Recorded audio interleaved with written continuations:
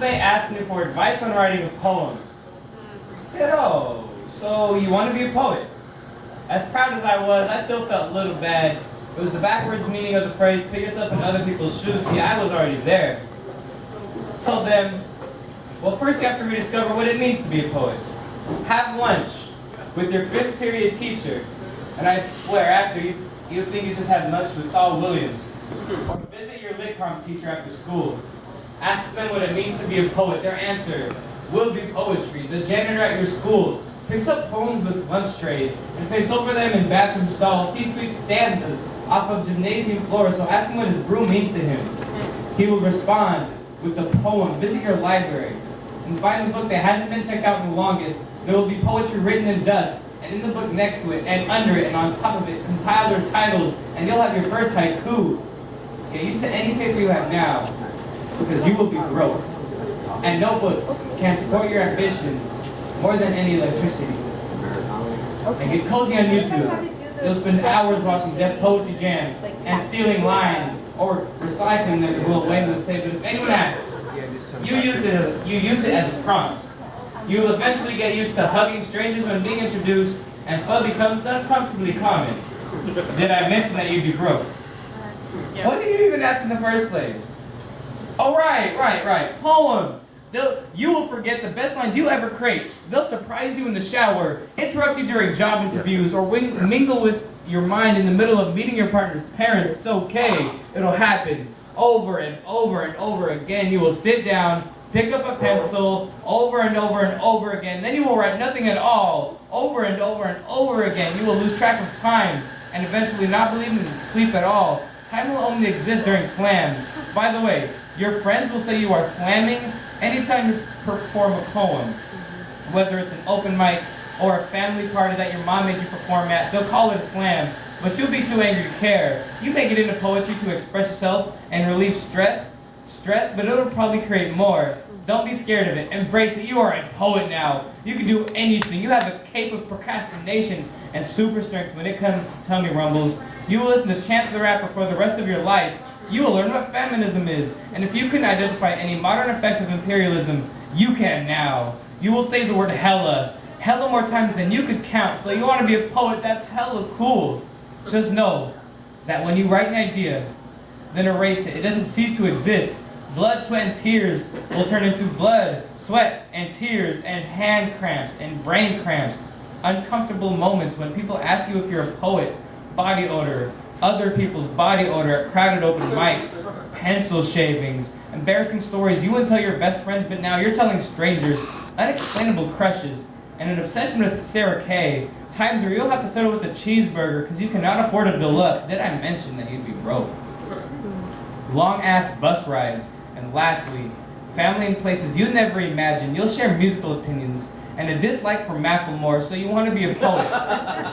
I can't really give you advice on how to say whatever it is that you need to say, but I can give you hella critical feedback once you do. Don't you say you want to be a poet now, you fool. You were born a poet. You came out reciting lines from the dark ages. Your first cuss word was an advancement in your vocabulary you will never be able to match. Shit, the first time you cried over a crush, your tears dropped an ode, whatever that. When you lost your virginity, whatever that is. You experienced what it felt like to first read the Beat Poets. Your first day in high school, the simultaneous writer's block and writer's dynamite. You fool, you have hieroglyphics written inside of your skull that only your inner poet can translate. You fool. Your words carve poetry in stone, so when a classmate asked me, how do I write my first poem? I told them, you've already written the answer. Thank you. Woo!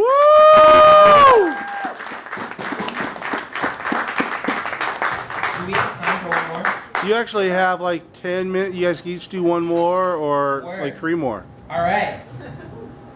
Plus the crowd loves you, so you know, just keep bringing it, man. So, who here likes hip hop? Yeah.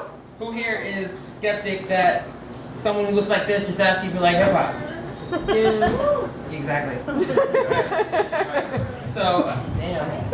All right. So you've had a lot of poetry thrown at you in the last like hour. Can I do something a little bit different? Yeah. All right. Cool. Can I do something a little bit different? Yeah. Woo! No, thank you. Piss in the staircase. Blood on the pavement. I tend to pen gems on pages and still feel complacent. They fill me with hatred. Crab apple or battle rappers, your rhymes are like Macklemore at the Grammys, a fucking disaster.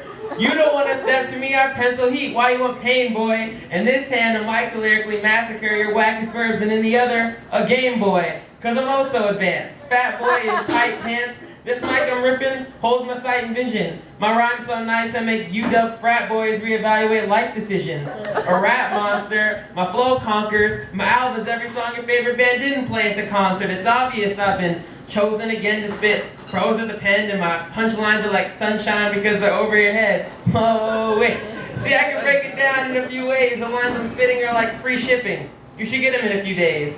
I got it. I'm in the schools now. You should see the amazement I lead the staff in. I make youth pens burst off and workshop, have them stand on desks like, oh captain, my captain. And yo, the load heavy, walk around a little, oh, these guys, did you say oh? Oh, I feel it.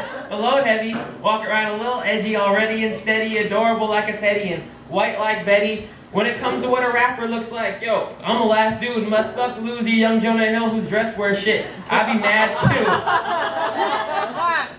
I'd be mad too. I'm the sickest rapper, whippersnapper, gladly spit shit back at ya. I will lyrically murder your favorite rapper, Instagram the caption. Or tweet it after. Something. It's pretty apparent that you cannot fuck with this. My rhymes are out the ballpark. When I try to hit puberty, I swung and missed. My mom thinks I'm cool, but I never really fit in. I tried to join the cool kid club, but I couldn't get in. The kids must hate me for my flagrant sex appeal. They say, Travis, go write a poem about it. And by the way, reverse racism is real.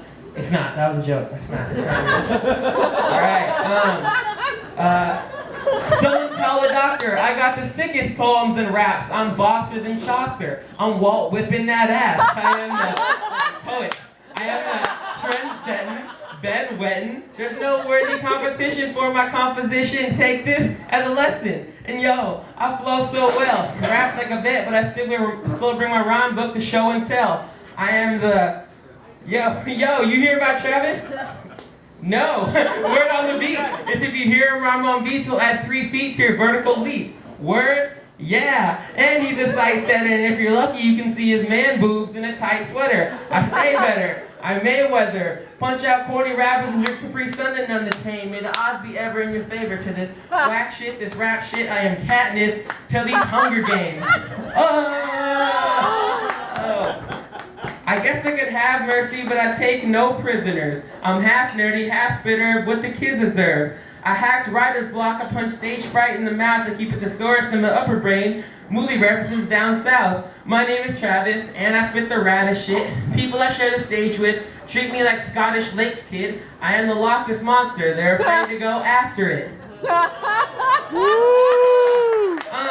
Out here for posers I search. Your whack lines and whack rhymes are unwanted like boners in church. Yo.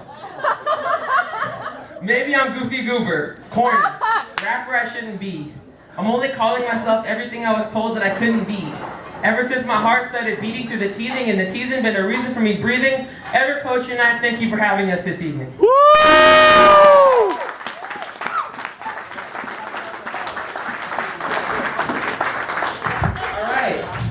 So, who here is 21 or under? I am. I used to be. Yeah, in the back. I know all you on the back. I'm not all you. I don't really like that. Who here is 21 and under at heart though? Heart? I feel it. Yeah. All right. So even if you're not, I feel that. I feel that. All right. So even if a lot of you are not. If you have children or friends that are children, damn, you're not even that old.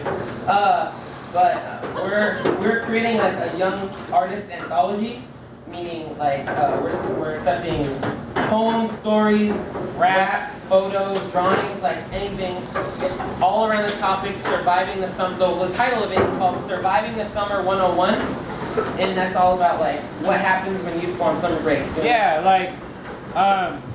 For a lot of kids that are on the free and reduced lunch program, where do they find their meals once summer break happens? Where do kids like filled the 7 hours of school they are now missing? Where do the kids replace the positive role models at school, which might be the only positive role models they have in their entire life? So what happens when summer break happens? Exactly. So it's like young artist anthology all surrounding that. And there's a website, it's called survivingthesummer101.tumblr.com, and you can find everything you need to know. So if you know anyone under 21 looking to get published with their art, direct them that way. Or talk to us, because we're going on break for a minute, right? Talk to us. I'm Travis, it's Keoki, so it's not awkward when you walk up. Joseph. That role's killing it. All right, we are Poetry Campus. Thank you so much for having us. Thank you.